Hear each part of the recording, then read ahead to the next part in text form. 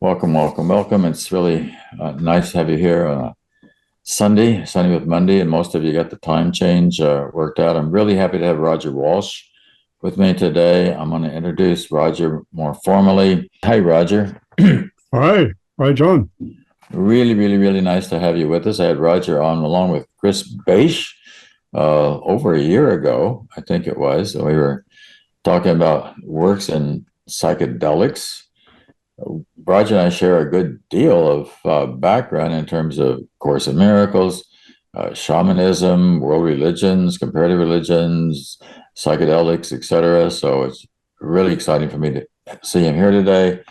You can read of his bio. He is a professor of psychiatry and philosophy and anthropology and religious studies, or what at UCLA Irvine, or was there, and author of a whole bunch of books. I think the first book I ever became aware of that was the first one that you and Frances was Roger's wife, who was passed 6 years or so ago now, he said, on the gifts from A Course in Miracles. Or that was that the first one that you did on the Oh, there were a series of excerpts or quotations, some of them nice, pithy quotations from the Course, and the first one was Accept This Gift. And Accept This we Gift. did 3 volumes, but they were compiled into a single volume, Gifts from A Course in Miracles. And Right. it was just a delight to do those because we had the pleasure of going through the Course and selecting some of the most profound, insightful, and poetic excerpts and just putting them together. It was a lot of fun. And Richard Thomas has an audio on that. Is that right? There was Yeah, an audio reading of it, yes. I forget who did it. yeah. Well, I remember the actor, and remember listening to that driving the car. I also listened to your Essential Spirituality while driving the car. I never quite finished it. Something else caught my attention, but anyhow, you certainly. How many books have you done? I don't even know. Dozen. Well, it depends, writing, editing. So written. I don't. So there's a number, and some of them are quite academic on different topics. But Right. you mentioned some of the main ones around spirituality, the gifts from A Course in Miracles, essential spirituality, the 7 central practices, and the world of shamanism. So those are probably the central spiritual ones. Also, nice, interesting collection of interviews with the original psychedelic researchers called Higher Wisdom. So that was a lot of fun to do too. You also did a book with Ken Wilber, right? No. Oh, are you both contributed to a book? What was that? Probably so. Yes. Okay. I think so. Okay. I've got a couple of questions I'd like to put to Roger. The way this is going to work, folks, the way it's worked in the past is it's just going to be Roger and I until about 10 minutes till 1, and then we'll stop. Bud will share with us what's been going on in the chat, and then after that, the floor will be open for all of you all to ask anything that you want of Roger. So one of the things that I mentioned earlier that I'm kind of interested in, it's amazing to me that A Course in Miracles is so incredibly deep. I mean, you just go deeper and deeper and deeper, and even when you begin to think that you've kind of got it, you go deeper. That's one of Ken Wapnick's favorite. Take it deeper, because it is very, very, very deep. I think it's no surprise that the course was given to head of the Department of Psychology and School of Medicine at Columbia University, his assistant, and to him. And they certainly took it seriously. And they also had this background in Freud and Jung and the depth psychology and understanding that there's a lot more going on than appears on the surface. And it's really important that we kind of dig down in there and realize how much the unconscious is running the show for us, for example. So with all that depth, it's kind of amazing to me that modern academia has not taken the course very seriously. And why do you think that's so? Is it just the Christian language primarily? Or anyhow, reflect on that, of course, if you would. Well, first, just to acknowledge and agree with what you say about the profundity of the course. It is a truly profound work, and you exemplified one of the hallmarks of profound texts in that each time you read it, each time you study, there's the possibility of further depths unveiling themselves. And I know for myself, when I go through the lessons each year, it's like some of the times it's, oh, where was I the last time I read this? Oh, how come I didn't see that? Really? Etc. And so today's lesson on the calendar year is this instant is the only time there is. And it's like, oh, I think I'm finally seeing what the course means about time, and or at least getting a glimpse of what the course means about time. I'm sure there'll be further depths to be revealed. So yes, it is a profound text, and Ken Wilber and I talked about it a lot and agreed that it was probably on a par with some of the greatest religious texts that have ever been, ever hit the planet. So there really is extraordinary depth in that, and coupled with the fact that it's extremely rare in bringing a complete path unto itself within a few books. It's very rare. Most paths are over many, are put together over a considerable amount of time and take a lot of text. But here we have in just 3 volumes, if you want to keep it to the main ones, a complete spiritual path, and a very deep one at that. So yeah, just first off, just to agree with you, John, about the profundity of this material, and it's and just to add to what you would imply, that it's not only profound, it's also broad and encompassing. It contains many different. One can look at it as containing many different spiritual approaches: the approach of the heart, the approach of the intellect, action, etc., etc. So it's multi-dimensional. So this is truly extraordinary. Then the question, well, why isn't it accepted or even known about in academia? Even looked at. Yeah. I don't think that's at all surprising if you know academia. Academia is a temple to the intellect and to critical, skeptical analysis. And within the mainstream academic and even mainstream intellectual worlds these days, that critical, scientifically based and or postmodern based attitudes are hostile to religion. And there is not only a general hostility, or perhaps better, suspicion of religion. There's a failure to make the distinctions between different kinds of religion, because there are very different kinds of religion. And to make it simple, one can say that conventional religion centers around a narrative, a story, and if you believe the story, you're saved, and if you don't, you're damned. But spiritual religion centers around a psycho-spiritual technology, a practice for inducing the same states of consciousness, same realizations, same transformations that the founders discovered. And so these are very, very different religions. I mean, night and day. Yet our culture at large, and academia in particular, has no appreciation of that distinction. So everything in our culture tends to get lumped in to conventional mythic magic religion, with almost no appreciation of the psycho-spiritual technologies and art of transcendence, or technology of transcendence, that is possible. Yeah. One of the things that theological seminaries also are not looking at this. This is depth psychology, and it's great. I'm a graduate at Southern California School of Theology in Claremont in 1967, and I was out there a few years ago, maybe 10 or more, and driving by, I thought, let me just stop and look at it, and say hi and look at the old campus and things. I did that, stepped into the alumni office, and was just chatting with them a little bit. And they said, well, we've got a new president. He's just down the hall. You want to come visit the new president? I said, sure. So we went down and we went into his office, and we were sitting there. And he said, what are you up to? And I said, well, I was teaching this thing called A Course in Miracles, among other things. And he said, I've heard of it. That was it. I mean, I've heard of it. Yeah. Doesn't surprise me in the least. I'm impressed. I'm impressed that he'd heard of it. Yeah, right. Well, you know how it is when you see all the depth that's there, and you're quite right about. I think one of the things that makes the course so exciting is the workbook.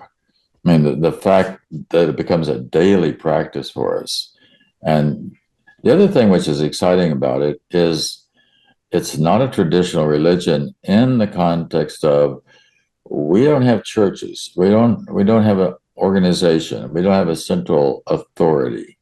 And it seems to me that that is very, very important, that not become, that the ego not take over, so to speak.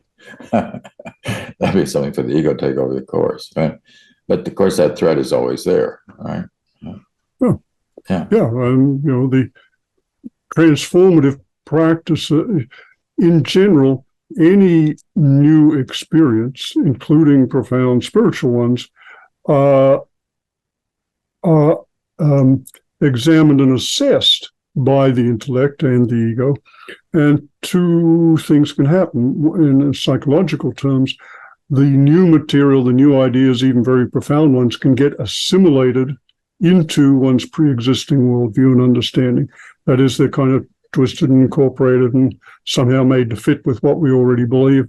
Sure. Or there can be what's called accommodation, which we would think of as transformation. That is, the new ideas actually transform the belief system, the worldview, the ego structure, et cetera, et cetera. So, yeah, and anything can be misused, will be misused. But the power of a good spiritual practice is that its transformative potential overrides the ego's assimilative tendencies, and transformation results.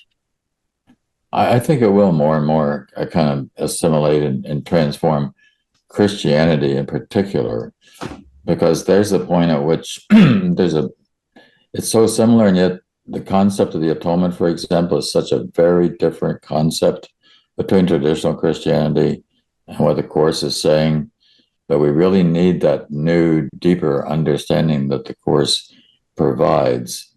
And I just recently came back from Mexico for a Course in Miracles conference that was there.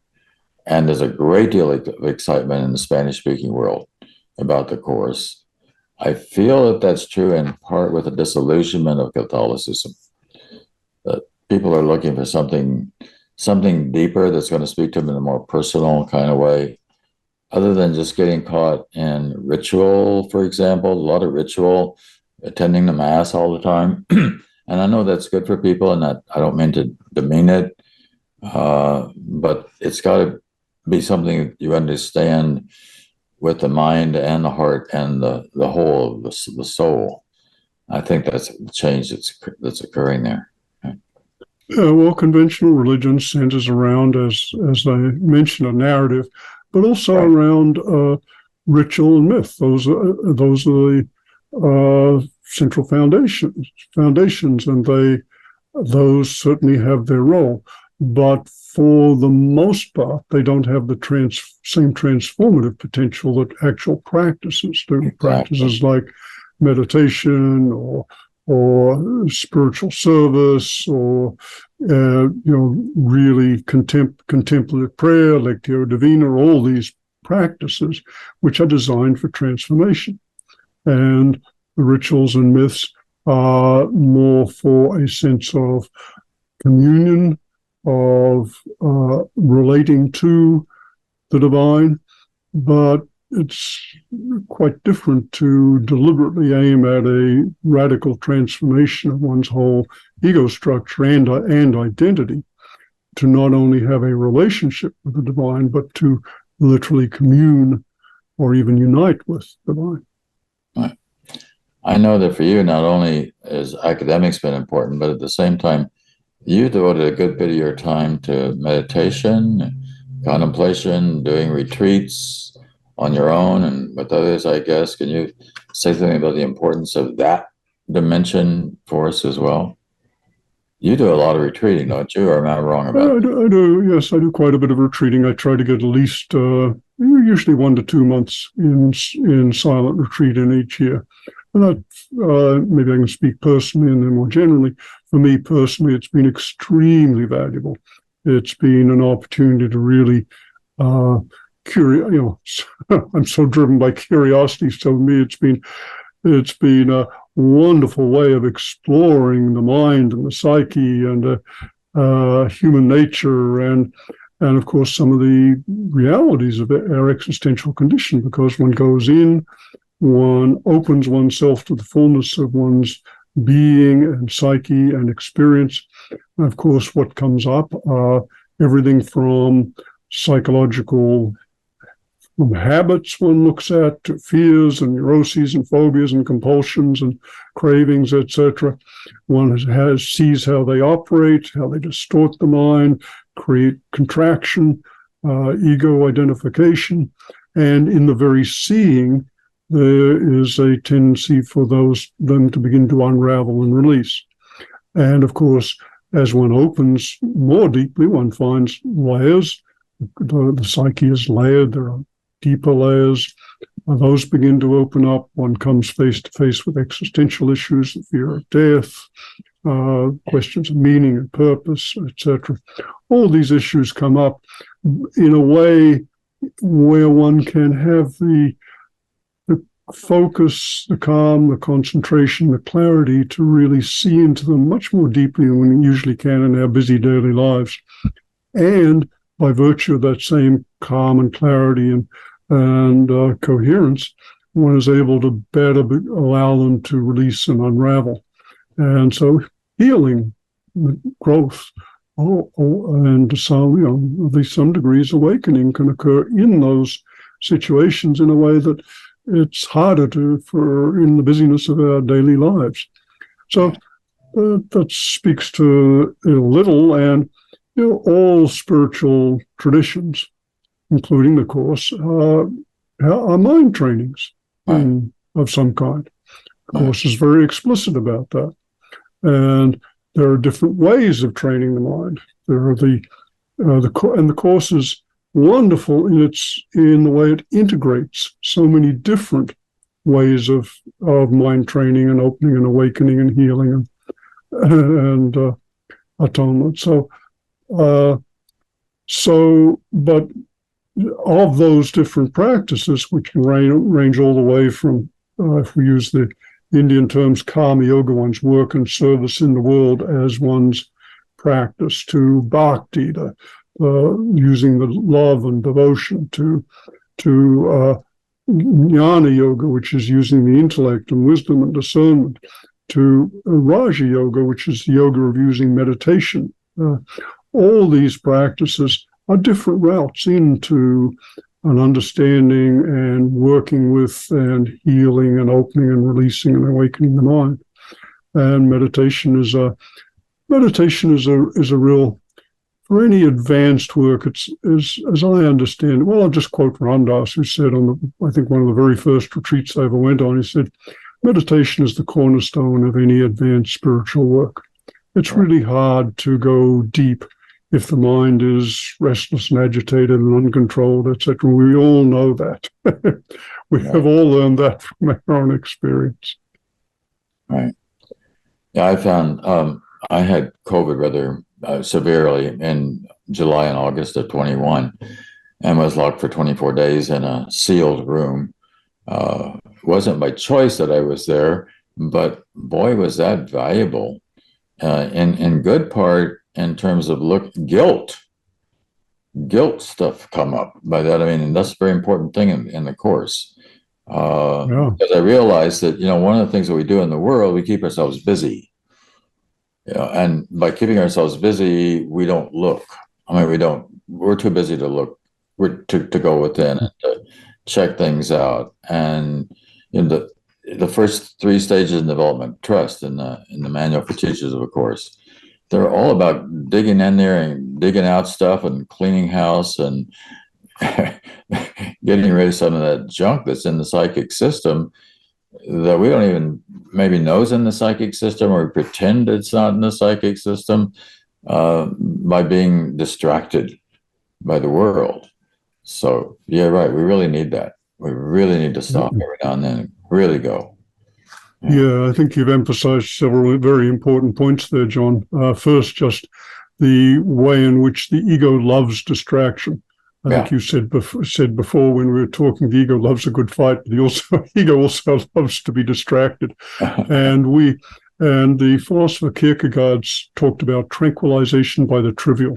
And our culture has mastered tranquilization by the trivial to unprecedented degrees. You can go through a whole day without having a moment of silence or solitude, and you're listening to something or doing something all day long from the moment you wake up to the moment you fall asleep. So that is a major ego defense, busyness. And as you point out, when the busyness is removed, what we are left with is the psyche in its fullness. And what you implied was that one of the first things that comes up are those things we've been defending against looking at. And that is one reason why one of the great tragedies of life, I think it was one of the greatest of human tragedies, is that most people live in fear of their own minds. Right. And most people live their lives trying to be alone, trying to avoid being alone with their own minds. Oh, isn't that tragic? And it's profound. Yeah. And it's understandable. It's tragic and it's understandable, because what happens when you first turn attention to the mind or simply remove distractions is all the things you've been unwilling to look at start coming to the surface. And most people immediately think, that's what I am. I'm bad. I'm evil. Back to the distractions, turn the TV on, have a beer, etc. But it's really helpful to know how the process works. And the process you were describing, John, of that releasing guilt, etc., traditionally is usually called purification. Right. And purification is the release of problematic, self-destructive qualities of heart and mind, etc., and the cultivation of beneficent ones. And I think it's very important to have an analogy here. And the analogy for giving attention to the psyche is like imagine if there's been a pipe and if you've got a faucet and the pipe hasn't been turned on in a couple of years. You turn the faucet on, what comes out is all this gunk. Yeah, right. And the immediate reaction is, turn that off. Yeah, right. But if you let it run for a little while, what you get is pure, clean, life-giving water. Right. And it's the same with our minds.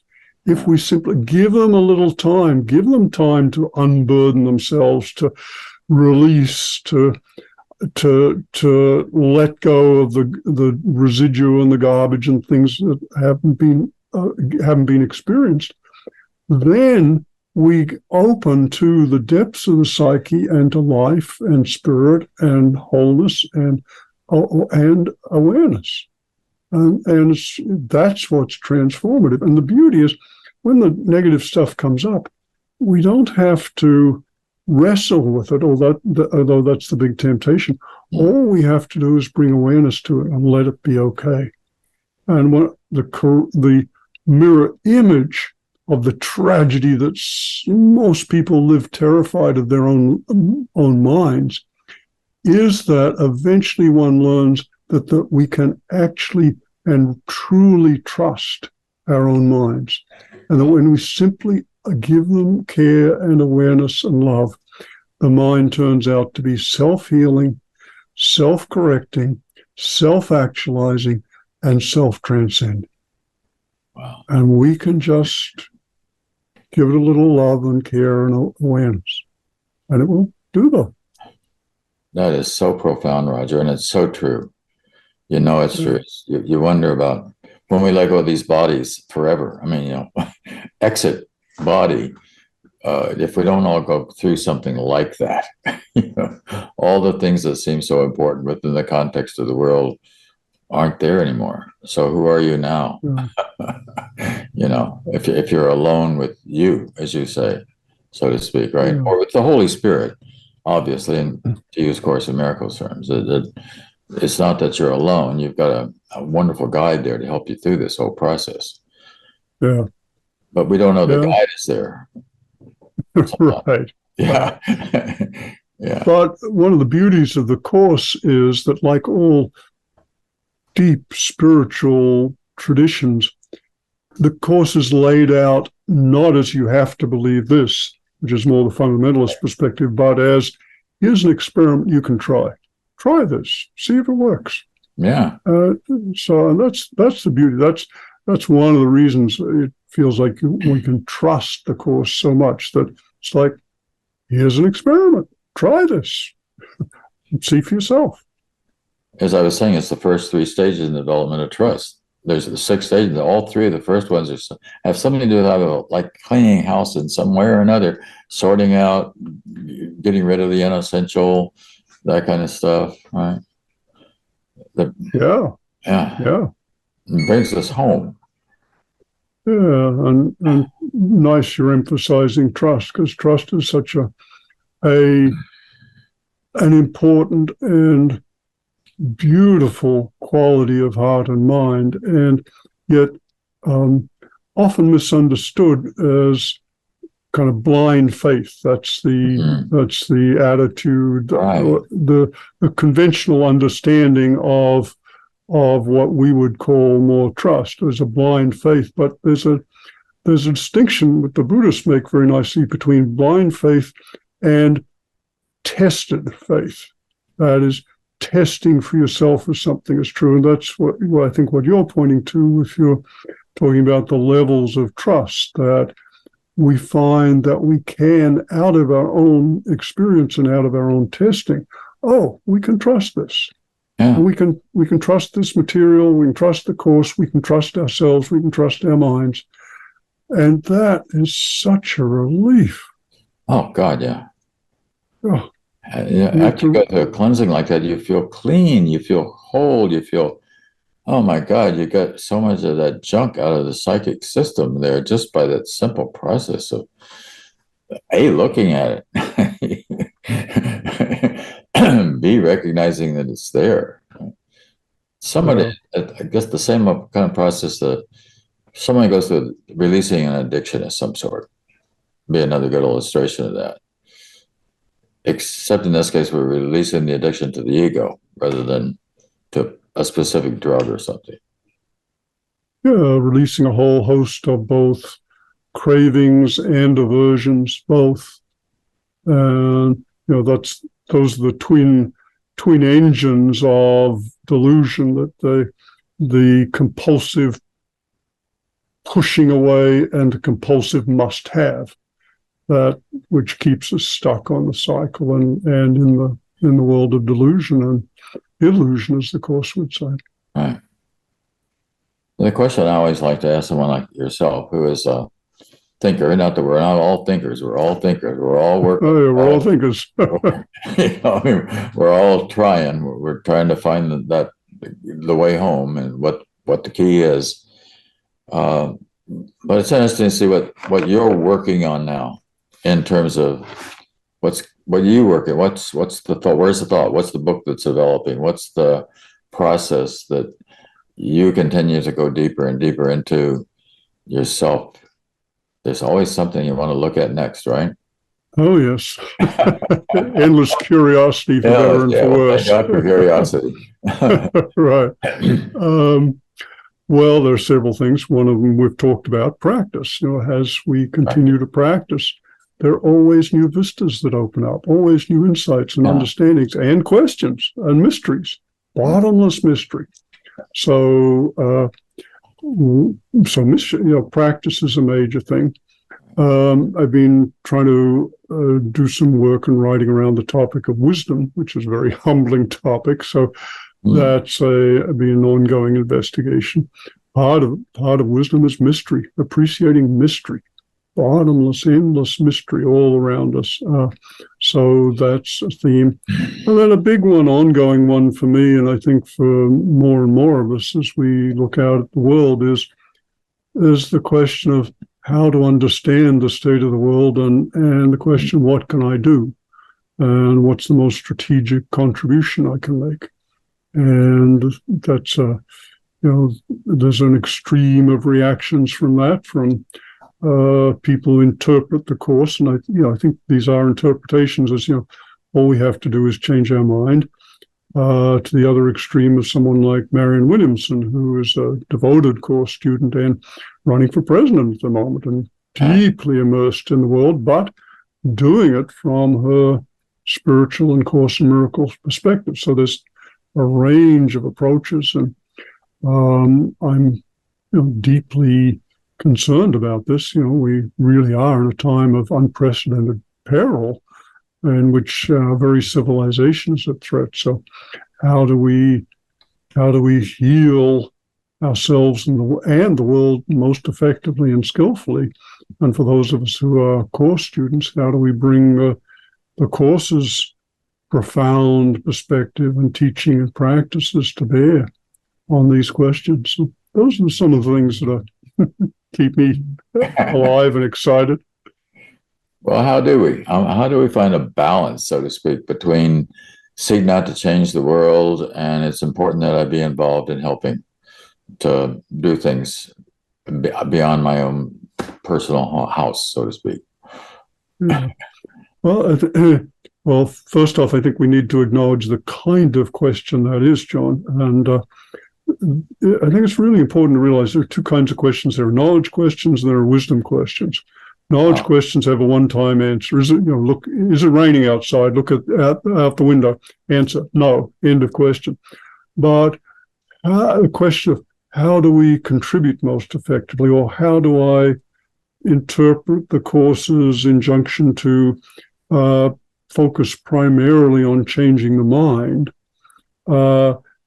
and also open to the enormous suffering of the world and the importance, it seems, of doing what we can to prevent that. So, and I think it's a wisdom question. It really is a question. So and as a wisdom question, how do I respond most effectively? How do I integrate the Course's teachings and express it? Those are wisdom questions, which hopefully we're going to be wrestling with for the rest of our lives. Because there's no one final answer. The thing about wisdom questions is each time you ask them, they have the potential for taking you deeper into the question, deeper into yourself, and deeper into life. And so the question of how can I contribute, or how can I best understand the Course and apply it in my life and the world, those are wisdom questions. So first, it just feels important to acknowledge the kind of questions they are. The Course in Miracles places a great deal of emphasis upon knowledge as kind of this king. And by that I mean beyond perception, right? It's up there. It's on a level of heaven, if you will, right? And is wisdom something that we're building toward the knowledge? And is that appropriate to begin to look at it that way? How does that? Knowledge is just completely beyond this world, it seems, in terms of the Course, right? Yeah. I mean, the Course's use of the word. Yes, the Course seems to be pointing to a transcendent knowing of some kind. Right. And I think there is an analogy in the world's religions, and we can think of from different traditions terms such as the Buddhist term of prajna, which is transcendent insight, understanding. It's not conceptual. It's definitely not intellectual. It's transconceptual, beyond the intellect. The same thing in Hinduism, jnana. In Islam, marifa. Again, the same implication in each case. And these ways of knowing are actually specifically called transcendent wisdom. So to point towards a answer to your question, yes, knowledge in the Course, as I understand it, is analogous to what the great sages have pointed to as a kind of transcendent, direct, transconceptual knowing, that we are capable of human beings of going beyond the intellect, beyond our little thoughts and ideas, and directly knowing, and that is, and direct spiritual knowing. Christian gnosis sometimes has that implication. Or chokmah in the Jewish tradition. that potential is available to us as human beings. But if we quiet the mind, go beyond the intellect, etc., still the incessant cravings, all those things that we talked about, for example, with meditation. So that would be my understanding of the Right. That's the good. relationship. So we're really taking, I like your use of the word transconceptual, because once we get transconceptual, then there's no words are involved at that level, right? Yeah. You see it more of kind of a heart level, maybe in some sense. It's like if you ask somebody if they're in love and they say, I don't know, well, they're not, you know, because it's something you would know. It would be something that's basic to the core of your being. You know, Jesus goes into the desert, has his wilderness experience, then comes back and says, I and the Father are one. That did not happen until after that purging, so to speak. And Interesting. I never thought of that. Thank you. yeah, well, it's there. You know, it really is. It says it actually says the Bible says after that he began to teach, saying, and then this is I and the Father are one. Whoa, right. There been no I and the Father are one yet. Oh, thank you. That's good to know. Yeah. Yeah, that's a reach, but it's a reach for all of us. I mean, it's a reach that we can all make. And it's not something that it's also like talking about the difference between time and eternity. And you can't quite do it. By that I mean, you know, we live in time. We understand what time is pretty well, but eternity just transcends definition, boxes. Time is measurable. Eternity doesn't have a measuring stick involved. Yeah. In, you know. Yeah, and there's a tendency to think of eternity as being a really long time and infinity to be a big space. But I think it's really valuable to reframe those and think of eternity as being trans-temporal. It's prior to the overlay of time. Right. And infinity as being trans-spatial. And space is something we overlay on that. And that's not just the Course. You have similar implications in philosophy, like Immanuel Kant's idea that space and time issue forth from the mind. So right. One finds there's similar ideas in a number of places. You're probably familiar with that interview that was done with Carl Jung in 1961, I think, 18 months or so before he died, where the interviewer asks him if he believes in God.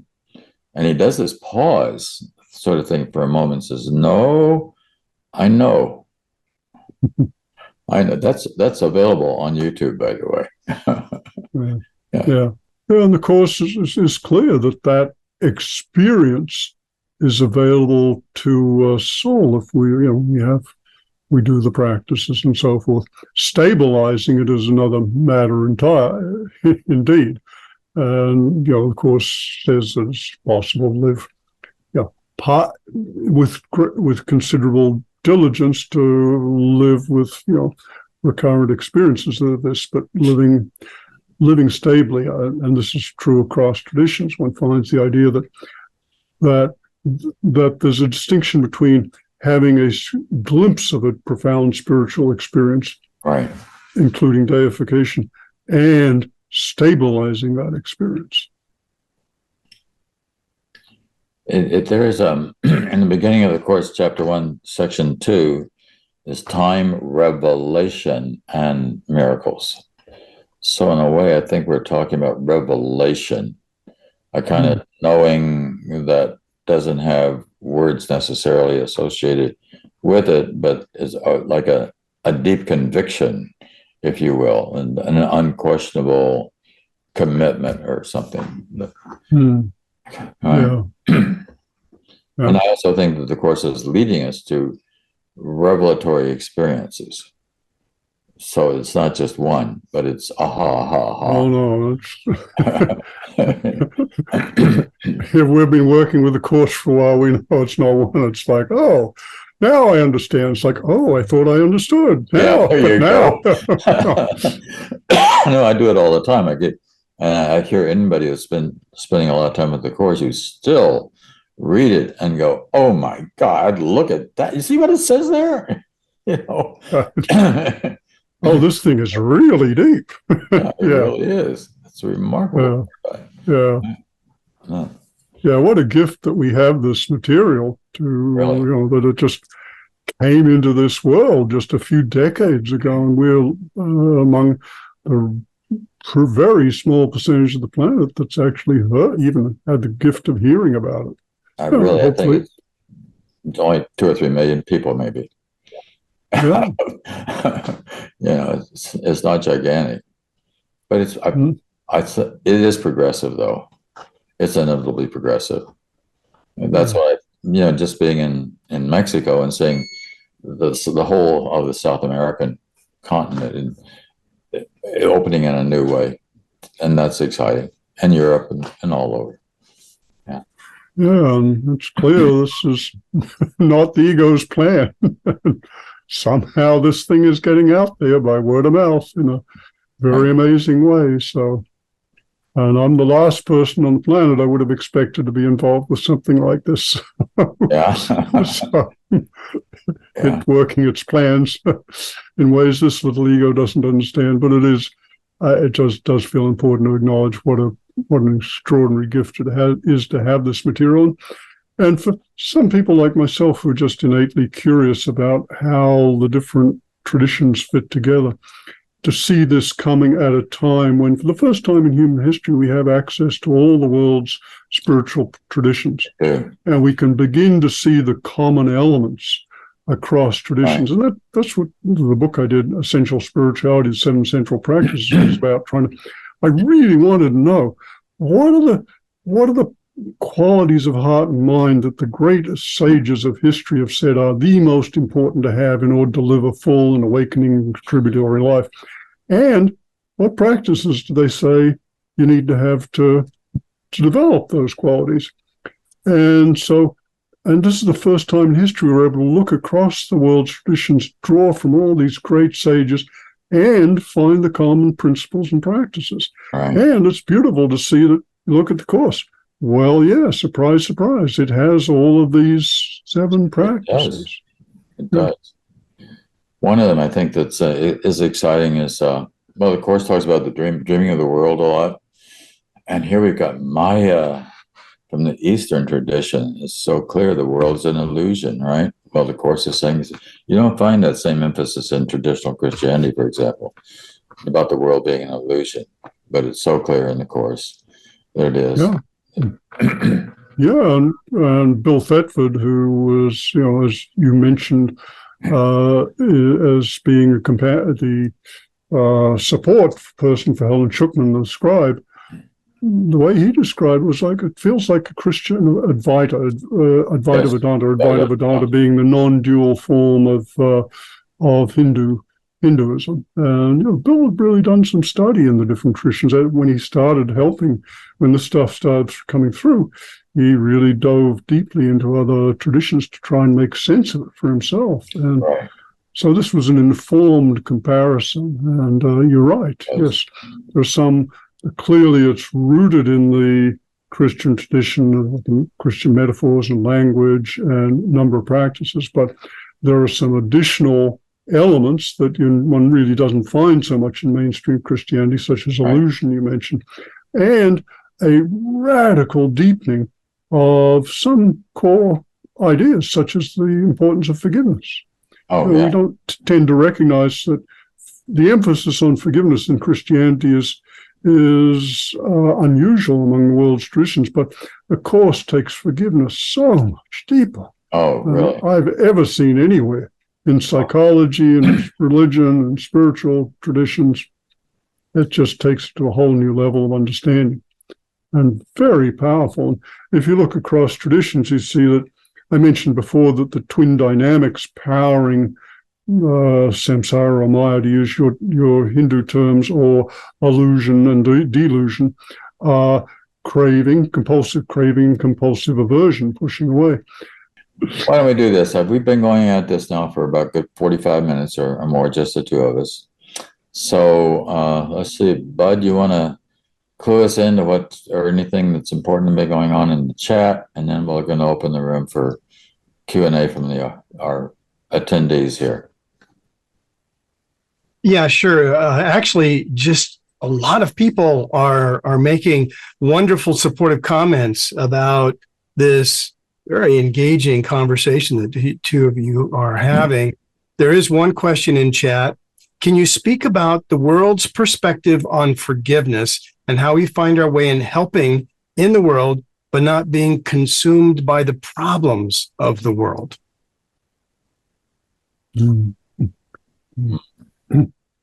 Yeah. Well, let's see, two things there. One is forgiveness, and you've just been talking a little bit about that, John, so maybe I'll leave that to you. I can say something about the working in the world without being consumed by the issues. And that is a core part of practice. And I mentioned that the course is perhaps unique in bringing together so many different spiritual practices. And I mentioned one of them was what in Hinduism is called karma yoga, that is using one's service and work in the world as one's practice. And the course is very clear that we're here to help and to heal. That's part of the roles, ourselves and others. And so how does one do that without getting lost into the suffering? And the course, I'll mention both the course and karma yoga here, because karma yoga, there's a term for this.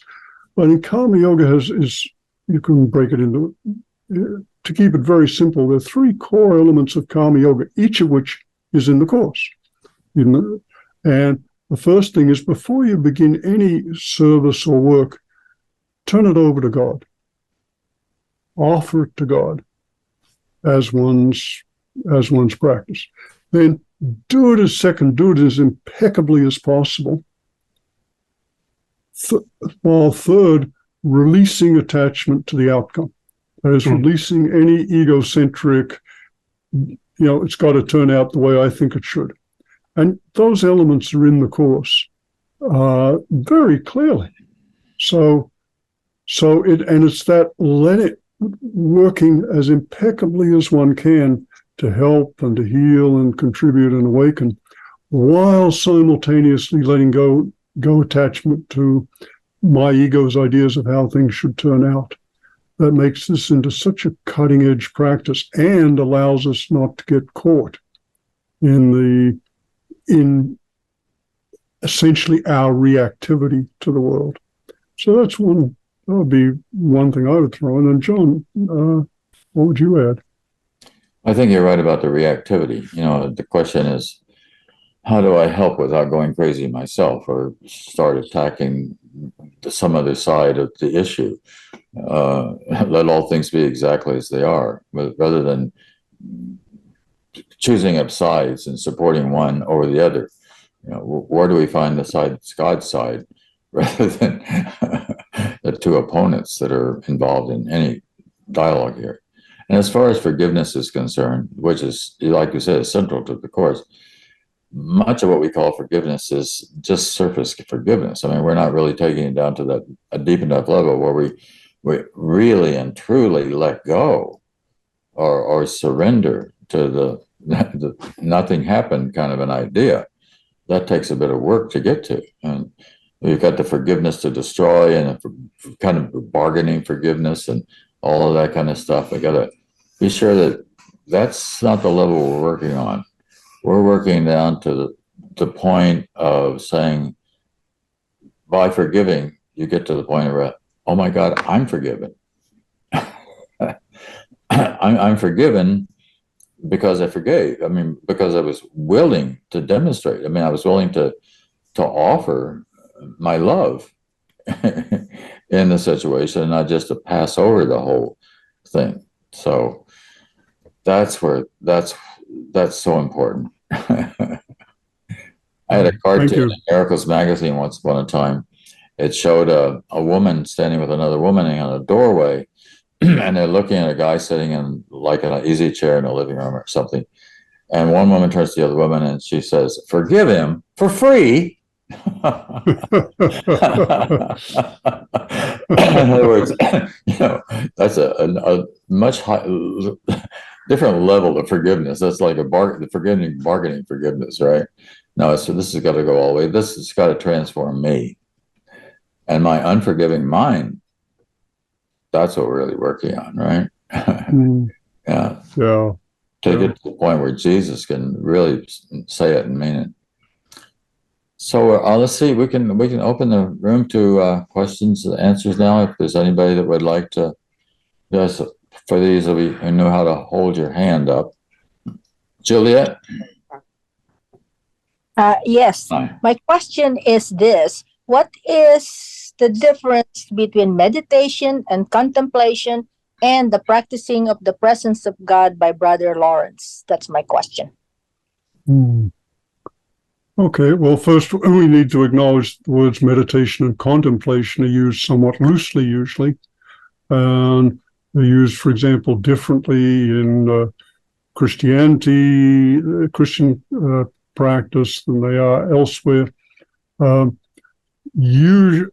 me speak most generally. Usually the way the terms are used, and John, I'll be interested to hear what you have to say about this, that usually meditation is used to refer to a specific practice of training attention and awareness. And those are the central elements of meditation. Contemplation is usually used more generally to refer to a family of practices which can center on refining attention and awareness, but also can include reflection, conscious reflection, analysis, or even a bringing awareness to one's activities. So those are the most common uses, and they're vaguely used. And the Brother Lawrence's remembering the presence of God is just, this Brother Lawrence was a wonderful Christian monk who was described as very simple-minded, but he worked in the kitchen in the monastery, but he just did the practice of, in every moment, trying to remember the presence of God until it did for him become a continuous presence. Very beautiful, simple little story. Beautiful little book if you want to read it. John, love to hear. Oh, no, you're just talking about presence, which I think is beautiful, as opposed to contemplation tends to involve some sort of analysis or looking things over, which the other one doesn't. I was watching Eckhart Tolle, and somebody asked him the question, what was his greatest accomplishment? And he does this like pause for a moment, and then he said, I've been able to stop thinking. That's really good. Been able to stop thinking and just be. There's a line in the Course which says, being is a state in which the mind is in communication with all that there is. That's it. Just being without being anything special, or just being, right? Like a cat or a tree. Let's go on to Stephen. Thank you, Julie. Okay. My question is, how do we deal with good and evil? How do we deal with, is there something as pure evil? Today, John wrote about attack, and attacking is always a mistake. Maybe a more loving response is called for. Is there pure evil that a loving response doesn't have effect? Roger? John, do you want to well, let me, part of the question that I could relate to is what, remember the bombing in Boston about 10 years ago, where a number of people were killed, and the or injured radically, right? Right. And the young man who is responsible for that is spending life in prison out in Colorado in the highest security possible unit, which means that he doesn't leave the room for 23 hours out of the day. And it's really a pretty, if you look at the room that he's in, there's pictures of it, you can see it's pretty severe situation, no communication with the outside at all, except for a TV of black and white, small black and white TV screen that only shows the news and religious programming. And okay, he did this really horrific thing. He killed all these people. But God, I feel for that boy. You know, I mean, what a situation. You know, my heart goes out to him. And how could it not? How could it not? You know, I mean, that's a part of the way we live. That doesn't mean that we have to stop murder. We can't let murderers murder people, but boy, oh boy, wish we could find another way to help heal these minds. That's a better response to what you're asking. All right. But is there a way we could have dealt other than what we did with Hitler? Was Hitler pure evil? Could we have responded with love and kindness and shifted his heart? Hitler clearly had to be stopped. Yeah. Roger, you want to respond? Let's see. I think I wonder if the idea of pure evil is not a tricky one, in as much as evil is always some acts create enormous suffering, and evil is always our interpretation of someone's behavior. It's not, some abstract thing. So, and the course's emphasis is on recognizing that our perception of evil is a particular interpretation, and suggesting that and that when we see evil in another or interpret evil in another, we tend to respond with fear, anger, righteousness, and aggression. So, and the Course suggests that if we see that same unskillful behavior, again, which can be absolutely tragic in its consequences and suffering, if we see it as an expression of fear and defensiveness and contraction and delusion and illusion, then we're much more likely to respond less compulsively, reactively, and more responsively and skillfully to the situation. So the Course is what's called reframing or reinterpreting evil as to look at the underlying causes of it, with the idea that seeing deeper into the roots of it helps us escape from our own reactivity, is, I think, a very skillful teaching about how to respond.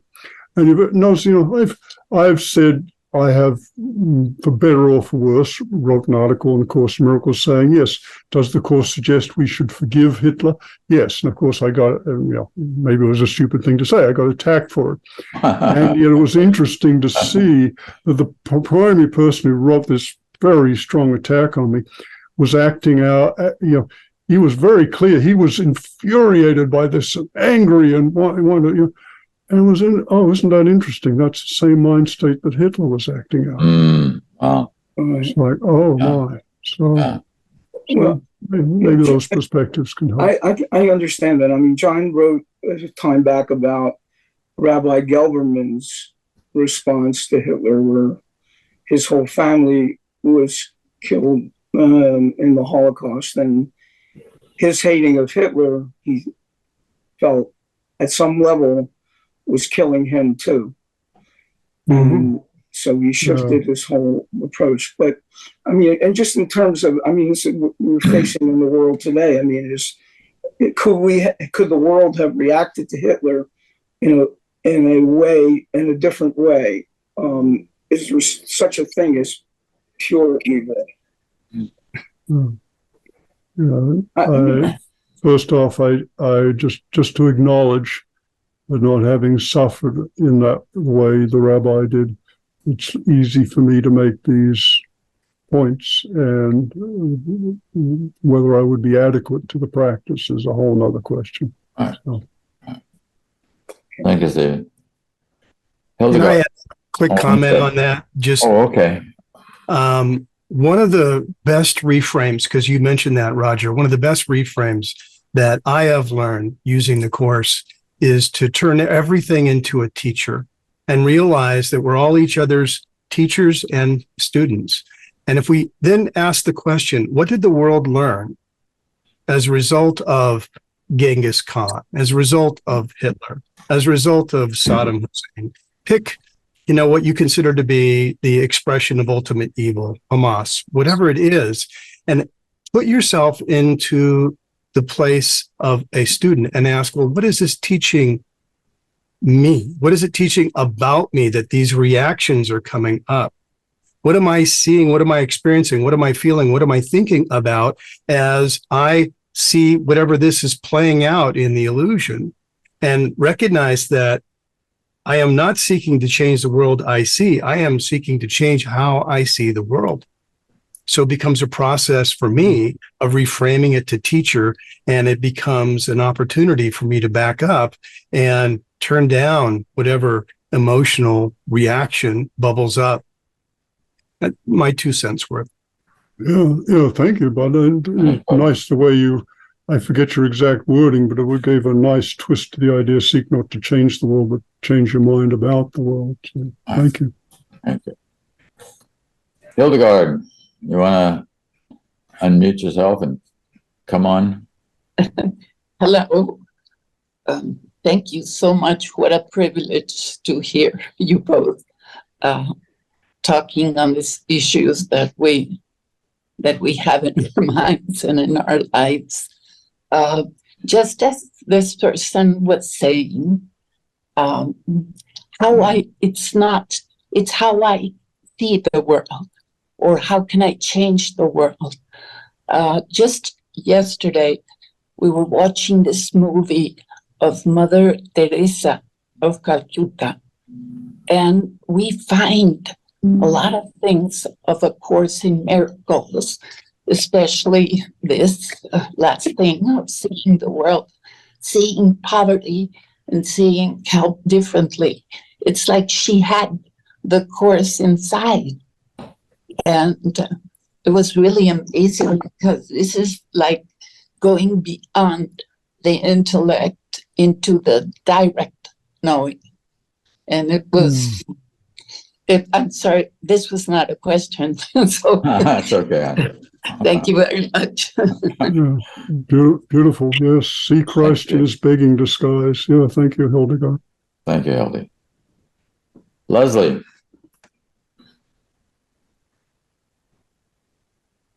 Yeah, that's better.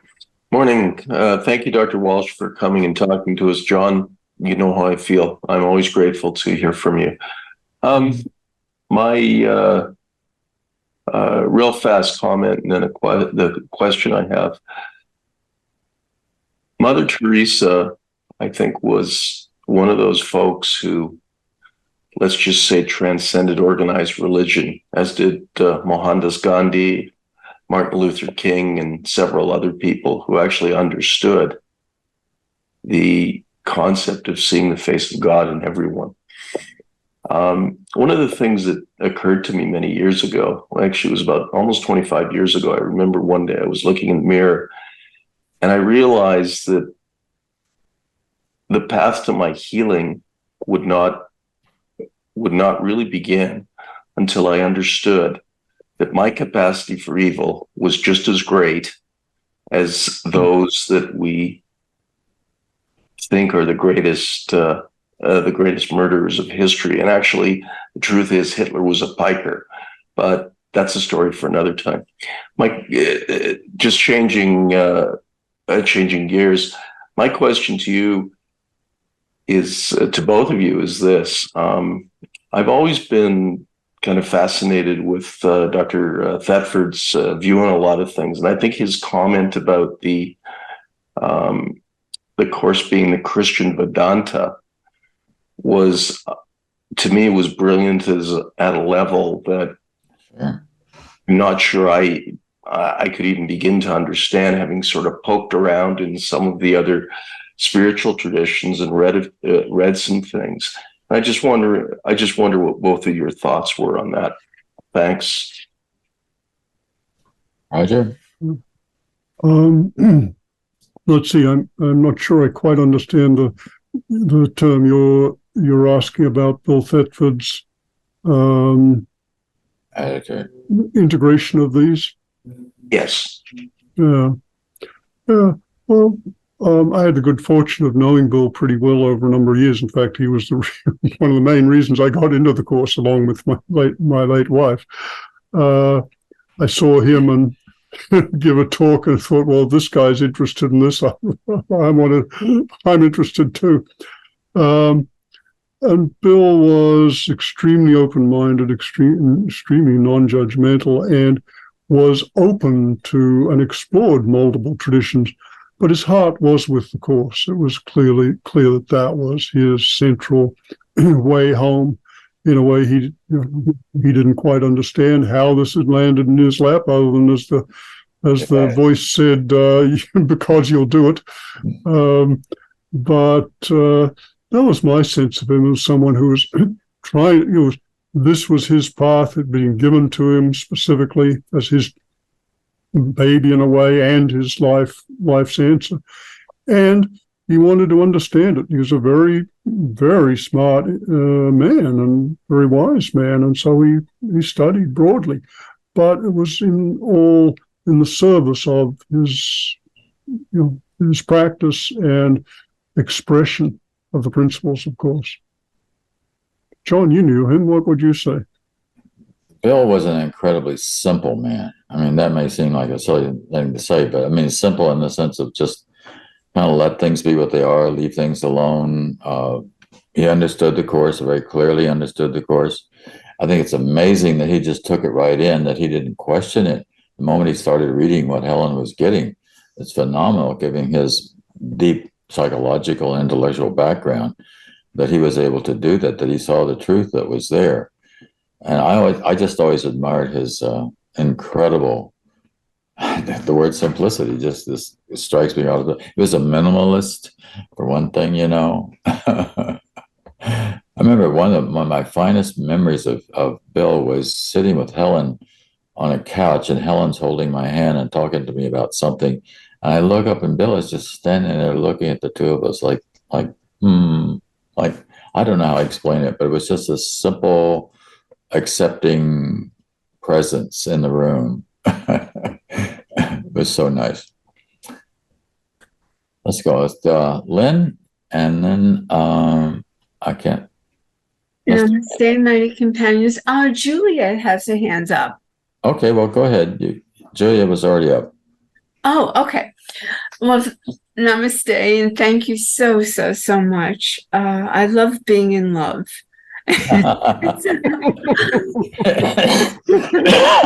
Who doesn't, huh? Amen. And I had this experience. It was interesting. I was thinking about it happened with two people. I was thinking about them. All of a sudden, I was them. Their body was mine.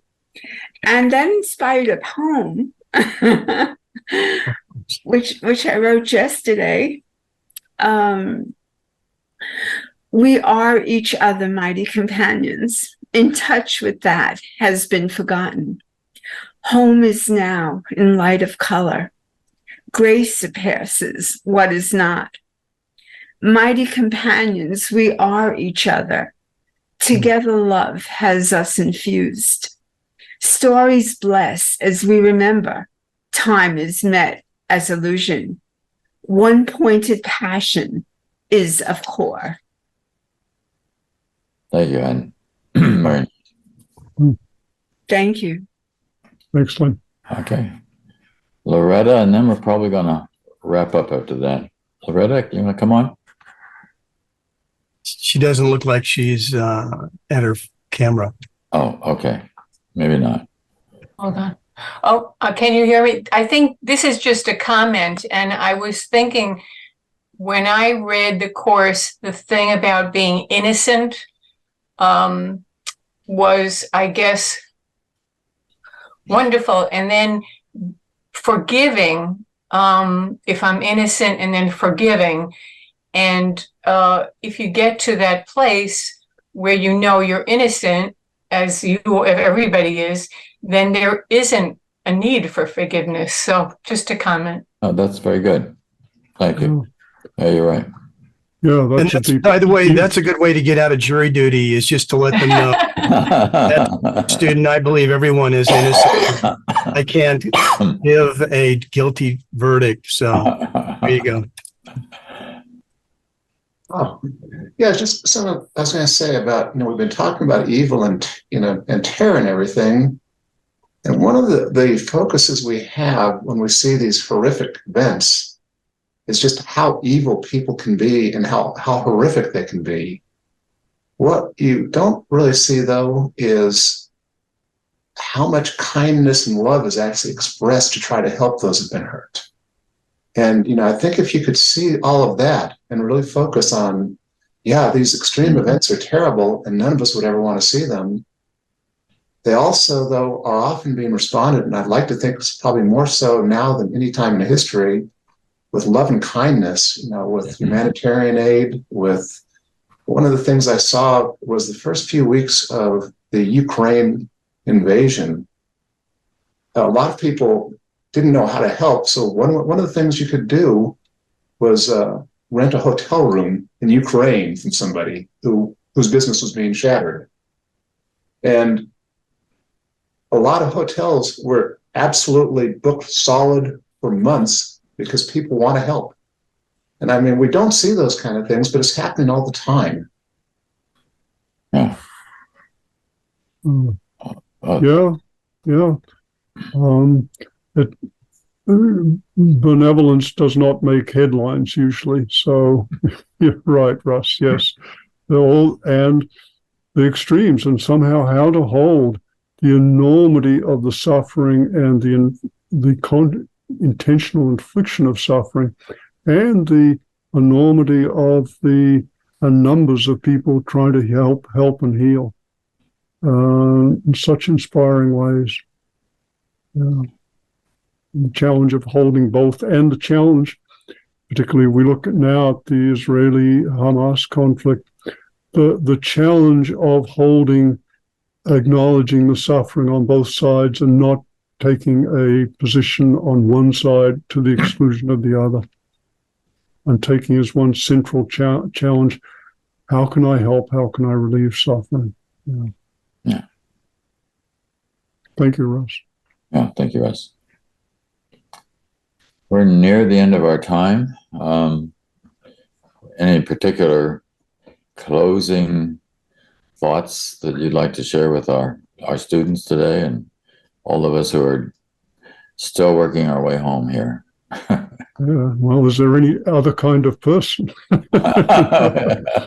No.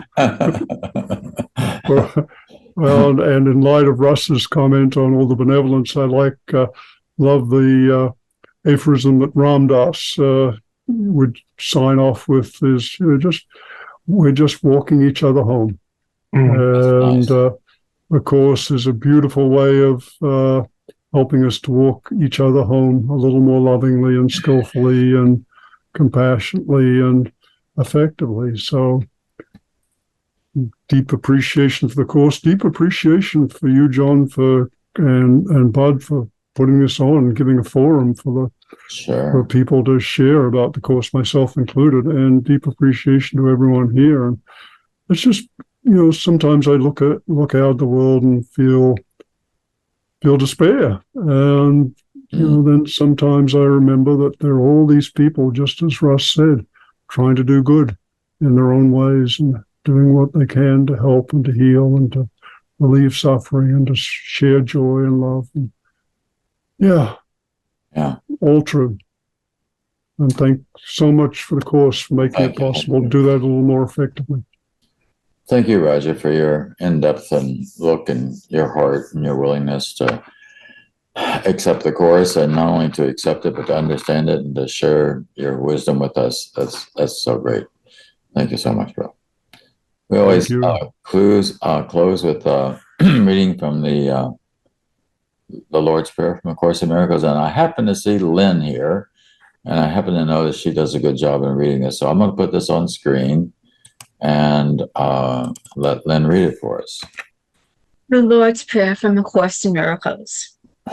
Forgive us our illusions, Father, and help us to accept our true relationship with you, in which there are no illusions and where none can ever enter. Our holiness is yours.